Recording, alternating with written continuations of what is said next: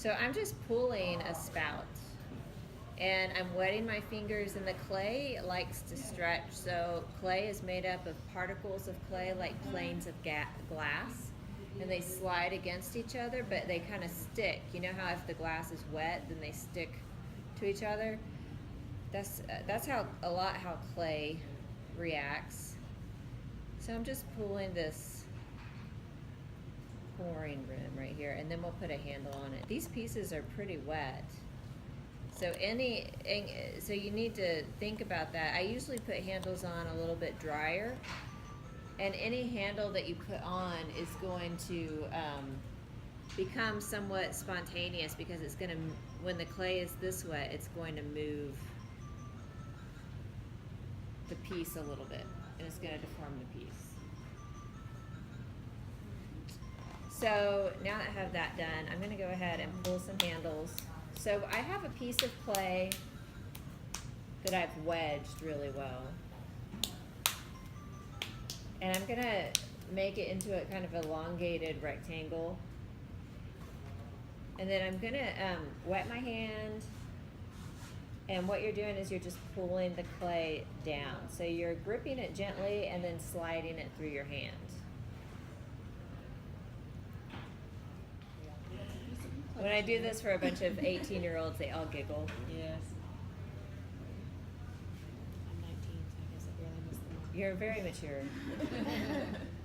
All right, so when you slide your hand over, I'm going to change the direction of my hand. So my hand has a different shape, and this is going to be a mold made from my hand, essentially.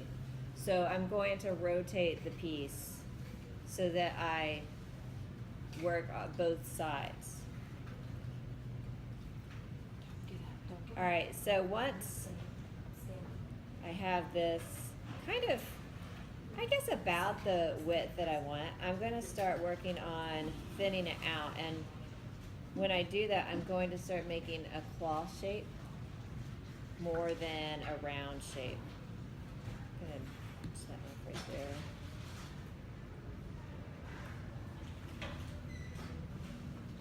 So I'm making this handle where it's going to be a little fatter on the ends than it is, see, in the middle.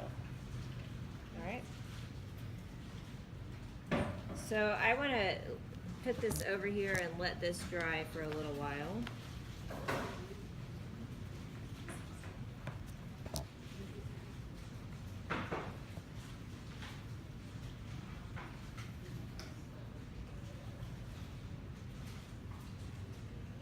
Not on film, so I'm gonna. Okay.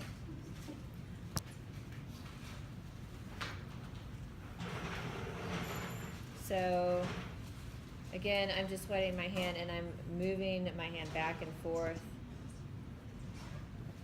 And I'm going to try and make this one a little bit wider.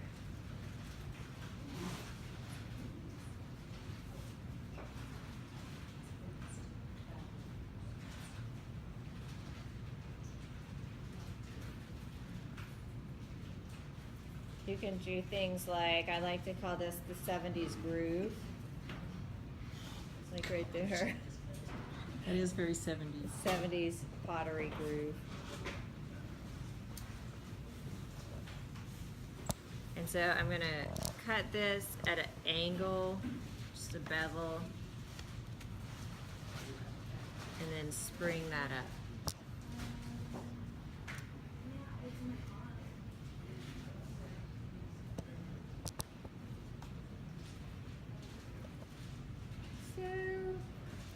There's one other way to pull a handle, and that's direct if you want to pull it directly off the pot itself.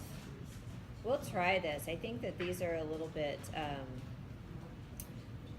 a little soft, but we'll see how it goes.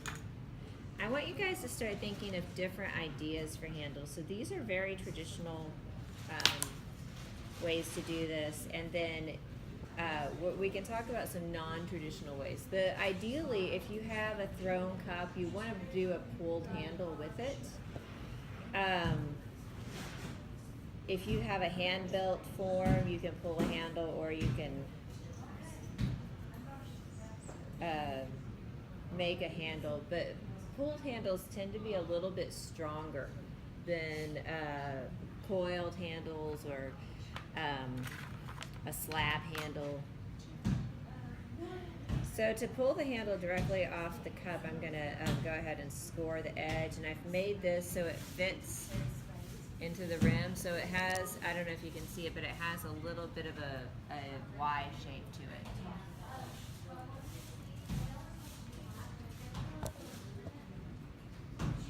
So I need to look at this and think, okay, I've got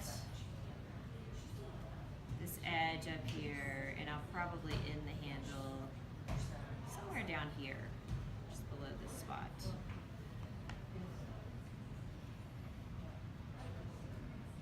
Over.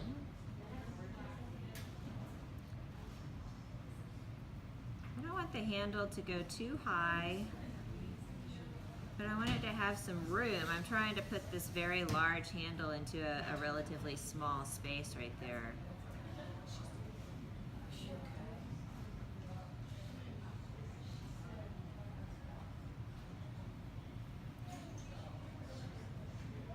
So I'm just spending some time kind of pushing this clay in and making it really attached. You can think of a handle as a shoulder and an arm from the pot itself, if this is a figure. And so you want a nice strong attachment. You want muscles and ligaments attaching that to the pot.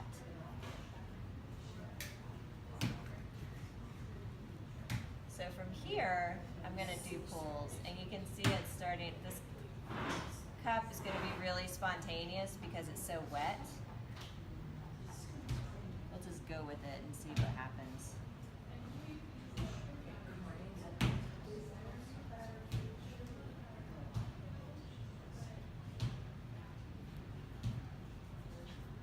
Sometimes a pulled handle directly off the cup seems to grow out of it a little bit better, but it's a little tricky.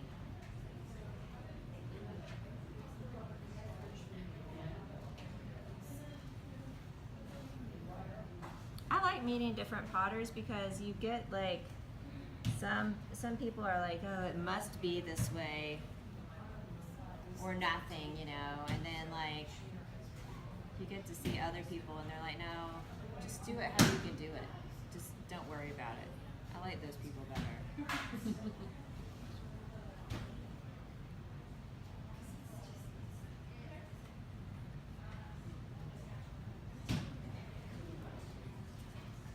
Well, so since this is going to be a little wonky already,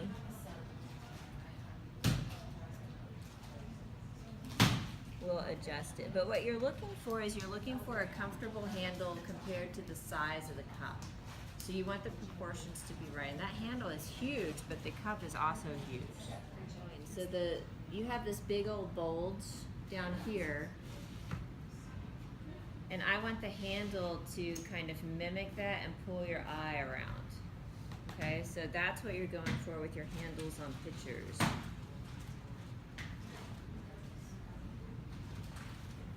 Make sure it's straight.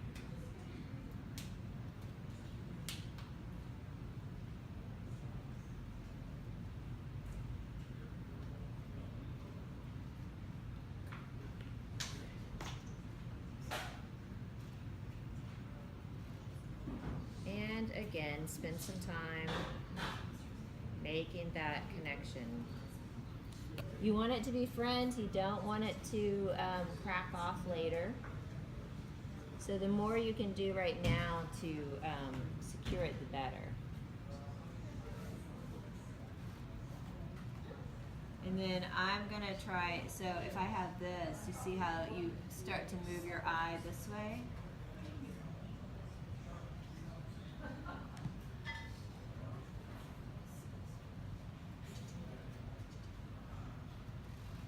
And I also find that when you're doing your handles, you don't want to pretend like the handle just falls into the side of whatever you're doing. It's nice to have some sort of termination, something there to accentuate the connection instead of trying to hide it, because we all know there is a connection.